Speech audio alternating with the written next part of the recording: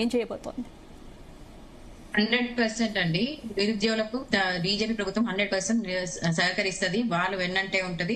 వాళ్ళ ఉద్యమంకి మేము చేదోరు వాదోరుగా ఉండి 100% ఈ ప్రభుత్వాన్ని నిలదీయబోతున్నాము. ఈ కాంగ్రెస్ ప్రభుత్వం అంటేనే, రేవంత్ రెడ్డి గారి ప్రభుత్వం అంటేనే అబద్దాలు, అక్రమాలు, అరాచకాల ప్రభుత్వం అండి. ఒక్క హామీ కూడా నెరవేర్చుకోలేదు. ఇప్పుడు 6 హామీలు అన్నాడు, 420 స్కీమ్స్ అన్నాడు. ఇంతవరకు ఏవి 2 లక్షల ఉద్యోగాలు అన్నాడు.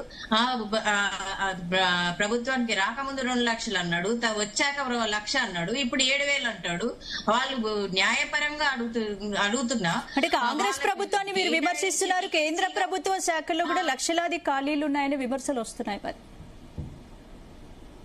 మేము ఈ కేంద్ర ప్రభుత్వం గురించి కూడా చెప్తామండి. మేము కంప్లీట్ డేటాతో వచ్చినాము. మీకు బ్యాక్లాగ్ ఎప్పుడైతే 2014 లో మేము ప్రభుత్వంకి రాగానే బ్యాక్లాగ్ ఉన్న 12,60,000 ఉద్యోగాలు బీసీ, ఎస్సీ, ఎస్టీ బ్యాక్లాగ్ లో ఉండే వాళ్ళు అన్ని త్వరితగతిన మోదీ గారు, అమిత్ షా గారి సమక్షంలో అవి ఇమీడియట్ గా విత్ ఇన్ 1 ఇయర్ రిక్రూట్ చేసినామండి. విత్ ఇన్ 1 ఇయర్ చేసినాము. అదే కాకుండా రైల్వే డిపార్ట్మెంట్ కి SSC, postal, UPSC, DRDO, ISRO ఇవన్నీ మొదలగు డిఫరెంట్ సంస్థల నుంచి కూడా ప్రతి ఒక్క దానిలో మేము రోజ్గార్ మేళా ద్వారా 14th రోజ్గార్ మేళా ద్వారా మేము 10 లక్షల పర్మనెంట్ ఉద్యోగాలు ఇచ్చినామండి.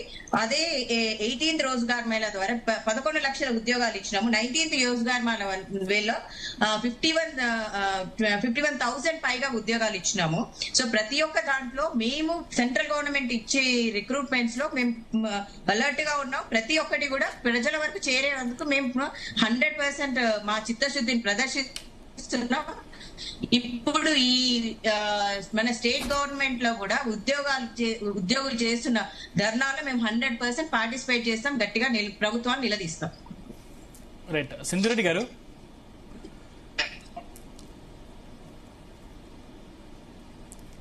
మీరు అన్మ్యూట్ చేసి మాట్లాడరా?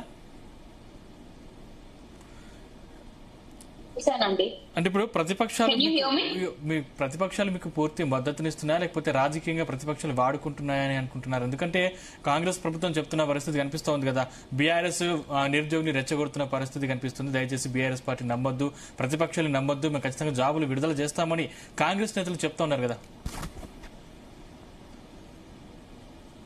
నేను కాంగ్రెస్ వాళ్ళకి ఒకటి ఏం చెప్పదలుచుకుంటున్నా అంటే, ఇంతకు ముందు వారు మాట్లాడుతూ ఒక మాట ఏమన్నా జాబ్ క్యాలెండర్ ఈ రకంగా ఇస్తాము, ఇవన్నీ చెక్ చేస్తున్నాము, ఇవన్నీ చెక్ చేసిన తర్వాత పకడ్బందీగా ఇస్తామన్నారు. నేను ఒకటే రిమైండ్ చేయదలుచుకున్నా, ఆగస్ట్ 2024 లో ఆల్రెడీ డిప్యూటీ సీఎం గారు అసెంబ్లీ సాక్షిగా జాబ్ క్యాలెండర్ రిలీజ్ చేశారు కానీ ఇప్పుడు మళ్ళీ ఆగస్ట్ 2026 వచ్చింది. ఇప్పటి వరకు ఆ జాబ్ క్యాలెండర్ ప్రకారంగా ఒక్క జాబ్ నోటిఫికేషన్ కూడా రాలేదు.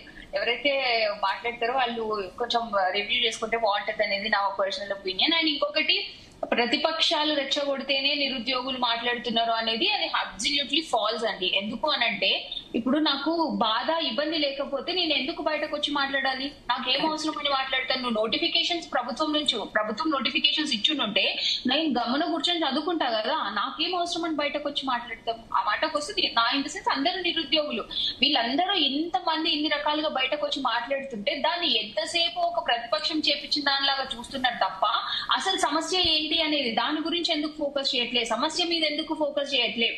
ఆ సమస్యని సాల్వ్ చేస్తే వీళ్ళకి మాట్లాడే ఛాన్స్ కూడా ఉండదు అనే ఆలోచన ఎందుకు ప్రభుత్వాలు చేయట్లేదు అనేది నా క్వశ్చన్.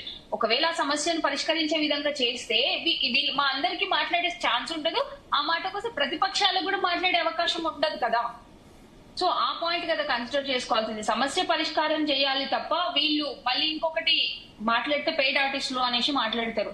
నేను ఆ పాయింట్ కోసం నేను మాట్లాడతాం. మొన్న సిజేపీ వాళ్ళు ఢిల్లీ జంతర్ మంతర్ లో చేసినప్పుడు మరి వాళ్ళందరినీ పెయిడ్ ఆర్టిస్టులని బీజేపీ కూడా అంటుంది. మరి వీళ్ళందరూ కాంగ్రెస్ వాళ్ళు వెళ్ళి వాళ్ళకి సపోర్ట్ చేశారు, వాళ్ళు చేస్తున్నందుకు మేము మద్దతు ఇస్తున్నామని మాట్లాడినారు. మరి ఇప్పుడు వాళ్ళందరినీ వీళ్ళు పెయిడ్ ఆర్టిస్ట్ లాగా తీసుకున్నారా? ఐఎమ్ క్వశ్చనింగ్ కాంగ్రెస్ గవర్నమెంట్ ని. సో ఎంతసేపు ఇది ప్రతిపక్షాలకి తెలంగాణ వ్యాప్తంగా కూడా మొత్తం ఉద్యోగాల సంఖ్య కేవలం 4 లక్షల నుంచి 4,50,000 మధ్యలో ఉన్నాయి. అంటే 2 లక్షల ఉద్యోగాలు ఇస్తామంటే మీరు ఎట్లా నమ్మారని చెప్పేసి మీ మీద కూడా చాలా విమర్శలు వ్యక్తవుతున్న పరిస్థితి కనిపిస్తుంది. ఎందుకంటే కేవలం 70,000 నుంచి 1,00,000 ఉద్యోగాలు మాత్రమే ఉన్నాయి. ప్రభుత్వం 2 లక్షల ఉద్యోగుల హామీ ఇచ్చింది. అసలు చదువుకున్న వారు ఈ ఉద్యోగుల హామీలు ఎలా నమ్మారు అని చెప్పేసి ప్రశ్నలు ఉన్నాయి కదా. అనంటే ఒక రెప్యూటెడ్ ఫ్యామిలీ, దేశంలో ఒక రెప్యూటెడ్ ఫ్యామిలీ, గాంధీ ఫ్యామిలీ నుంచి వచ్చిన మెంబర్స్ మా దగ్గరికి వచ్చి మాతో మాట్లాడి మీకు ఈ హామీలు మేము నెరవేరుస్తాము అంటే దానికంటే ముందు మేము పడ్డ స్ట్రగుల్ ఏంటి అని వాళ్ళు చూశారు. రాహుల్ గాంధీ గారు అశోక్ నగర్ కి వచ్చి మాట ఇచ్చారు. అంటే ఇప్పుడు గాంధీ రెప్యూటెడ్ ఫ్యామిలీ నుంచి వచ్చిన వాళ్ళు ఎన్ని మాటలు ఇచ్చినా కూడా ప్రభుత్వం దగ్గర కేవలం 70,000 నుంచి 1,00,000 ఉద్యోగాలు మాత్రమే ఉన్నాయి. ఇంకా 1,00,000 ఉద్యోగాలు ఇస్తా అంటే ఎట్లా నమ్మారు, అంటే 2,00,000 ఉద్యోగాలు ఇస్తా అంటే ఎట్లా నమ్మారు అనేది ప్రశ్న. ఇక్కడ 2,00,000 ఉద్యోగాల్ని మేము నమ్మలేదండి. మేము నమ్మింది జాబ్ క్యాలెండర్ ని నమ్మినాం. కరెక్ట్ గా మాట్లాడితే ఎందుకు అనంటే జాబ్ క్యాలెండర్ ఉంటే కొంతవరకు సమస్య పరిష్కారం అవుతుంది అనేది మా అందరికీ తెలుసు. ఎందుకంటే ఈ సంవత్సరం కాకపోతే వచ్చే సంవత్సరం రాసుకుంటాము, ఒక 3-4 టైమ్స్ అటెంప్ట్ చేస్తాము, లైక్ నెంబర్ ఆఫ్ అటెంప్ట్స్ ఇస్తాము, అయినా కూడా మాకు సెక్యూర్ చేసుకోలేకపోయినామంటే డెఫినెట్ గా మేము ఆల్టర్నేటివ్ కెరీర్ చూసుకోవడానికి వెళ్తాము. కానీ అట్లా చేయకుండా ఎప్పుడైనా సరే జాబ్ రిక్రూట్మెంట్స్ అనేటివి ఎలక్షన్ ఎజెండా అయిపోతున్నాయి. ఎలక్షన్ ఎజెండా అవ్వకూడదు అని అంటే ఒక జాబ్ క్యాలెండర్ ఉంటే అది ఎలక్షన్ ఎజెండా అవ్వదు. సో దాన్ని మేము నమ్మినాం. ఇదే మేము రేవంత్ రెడ్డి గారికి కూడా కన్వే చేసినాం. కన్వే చేసిన వాళ్ళలో నేను కూడా ఒక మెంబర్నే. నేను కూడా ఆ రోజు ఉన్నా, రేవంత్ రెడ్డి గారి మాటలు విన్నా, చూసినా. కానీ ఇక్కడ ఎంటైర్ గా మేము నమ్మింది కాంగ్రెస్ పార్టీని కాదు, రేవంత్ రెడ్డి గారిని కాదు. మేము గాంధీ కుటుంబం వాళ్ళు వచ్చి చెప్పిండ్రు, సరే వాళ్ళు మంచి చేస్తారేమో అని ఆశించినాం డెఫినెట్ గా. ఎందుకంటే మేము ప్రీవియస్ గా ఇబ్బందులు పడ్డాం కాబట్టి ఆ ఇబ్బందులు చూసి హామీ ఇస్తున్నారు కాబట్టి మళ్ళీ అట్లా మోసం చేయర్లే అనుకున్నాం. కానీ వాళ్ళు మళ్ళీ మాకు ప్రూవ్ చేసింది ఏంటి అని అంటే ఎవడు ఎంత ఇబ్బంది పడ్డా, ఎవడు సచ్చినా బతికినా మేము చేసే మోసం మేము చేస్తాం అనేది వాళ్ళు నిరూపించినారు. సో డెఫినెట్లీ ఇది ఖచ్చితంగా అంటే ఏంటి 7,000 పోస్టుల నోటిఫికేషన్ 7,000 పోస్టుల నోటిఫికేషన్ పూర్తిగా తిరస్కరిస్తున్నారా, లేదంటే మిగిలిన ఖాళీలకు వెంటనే నోటిఫికేషన్ ఇవ్వాలని మాత్రమే డిమాండ్ చేస్తున్నారా? మేజర్ గా మీ డిమాండ్స్ ఏంటి? ప్రభుత్వం, ఎందుకంటే మీరు ఆందోళన విరమించాలంటే ప్రభుత్వం తీసుకోవాల్సిన ఇమిడియట్ డిమాండ్స్ ఏంటి అంటే ఏం చెప్తారు? 7,500 కి నోటిఫికేషన్ ఇచ్చారు కదా, ఓకే, కొంతవరకు అగ్రీ చేస్తాం. కానీ ఉన్న 19,000 వేకెన్సీస్ ఫిల్ చేయాలి. మేము ఇదే మాట కన్సర్న్ అథారిటీస్ తో మాట్లాడినప్పుడు వాళ్ళు చెప్పిన ప్రాబ్లం ఏంటి అని అంటే 19,000 వేకెన్సీస్ ఇమీడియట్ గా రిక్రూట్ చేసుకుంటే మాకు ట్రైనింగ్ ఫేజ్ లో ప్రాబ్లం అవుతుంది అని చెప్పిండ్రు. సో దానికి మాకు వచ్చిన సొల్యూషన్ మేము కూడా ప్రపోజ్ చేయాలి. కాబట్టి మేము చెప్పేది ఏంటంటే 19,000 వేకెన్సీస్ కి ఎగ్జామ్ కండక్ట్ చేయండి, ట్రైనింగ్ ని ఫేజ్ వైజ్ చేయండి. We're okay with that. Training ని మీకు ఫేజ్ వైజ్ చేస్తే ప్రాబ్లం ఏమి ఉండదు, మీకు ప్రాబ్లం ఉండదు, మాకు ప్రాబ్లం ఉండదు కదా. సో మేమేమంటున్నాం 19,000 వేకెన్సీస్ కి నోటిఫికేషన్ ఇవ్వండి.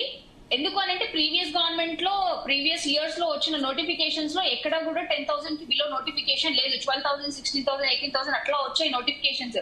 సో అప్పుడు లేని ప్రాబ్లం ఇప్పుడు ఉండదు. కానీ వీళ్ళు ప్రాబ్లం ఉన్నట్టు క్రియేట్ చేస్తున్నారు. కాబట్టి మేమేం ప్రపోజ్ చేస్తున్నాము అనంటే 19,000 వేకెన్సీస్ కి నోటిఫికేషన్ ఇచ్చి మీకు నిజంగానే ట్రైనింగ్ ఫెసిలిటీస్ ప్రాబ్లం ఉన్నాయి అని అంటే ట్రైనింగ్ ని ఫేజ్ వైజ్ కండక్ట్ చేయండి, మేము దానికి ఒప్పుకుంటాం. అయితే గత ప్రభుత్వాన్ని గద్దె దించింది మీరే, ఈ ప్రభుత్వాన్ని కూడా గద్దెను ఎక్కించింది మీరే, మనం చూస్తూ ఉన్నాం. అంటే ఇప్పుడున్న సిచ్యువేషన్ లో ఈ ప్రభుత్వమైన మాట నిలబెట్టుకుంటుంది అని మీకు నమ్మకం ఉందా? ఇప్పటి వరకు జరిగిన సినారియోస్ ని బేస్ చేసుకొని చూస్తే అయితే ప్రభుత్వం మాట నిలబెట్టుకుంటుందనే నమ్మకం మాకు లేదు. కానీ ప్రభుత్వం మాట నిలబెట్టుకునేలా చేస్తామనే నమ్మకం మా మీద మాకు. డెఫినెట్ గా విల్ ఫైట్ ఫర్ ఇట్, అంతే. అంటే ఏం చెప్పాలనుకుంటున్నారు? ఫైనల్ గా డిబేట్ క్లోజ్ చేసే సమయం దగ్గరకు వచ్చింది. మీరు ఏం చెప్పాలనుకుంటున్నారు? ఫైనల్ గా మీ డిమాండ్స్ ఏంటి? సింధు గారు. నేను చెప్పేది ఒక్కటే అండి. ఇప్పుడు రేవంత్ రెడ్డి గారు ఏ బహిరంగ సభ చూసుకున్నా గానీ నిరుద్యోగ అంశం గురించి మాట్లాడతారు. అది ఏదో ఒక రూపంలో నెగటివ్ గా, most of the times negative గానే మాట్లాడతారు. మీకు మాటల్లో వేదికలలో మాట్లాడడానికి నిరుద్యోగ అంశాన్ని హై ప్రయారిటీగా పెట్టుకున్న రేవంత్ రెడ్డి గారు, కాంగ్రెస్ ప్రభుత్వం. మేము చెప్పేది ఏంటంటే మాటల్లో కాదు చేతల్లో మా అంశాన్ని హై ప్రయారిటీగా పెట్టుకోండి. ఇప్పటికే 20 మంది వరకు సూసైడ్ చేసుకున్నారు. మీకు బిఫోర్ ఎలక్షన్స్ లో ఒక విద్యార్థి సూసైడ్ చేసుకుంటే అందరూ రెస్పాండ్ అయిన మీరు ఈ రోజు ఎవ్వరు కూడా మాట్లాడట్లేదు ఆ విషయం గురించి.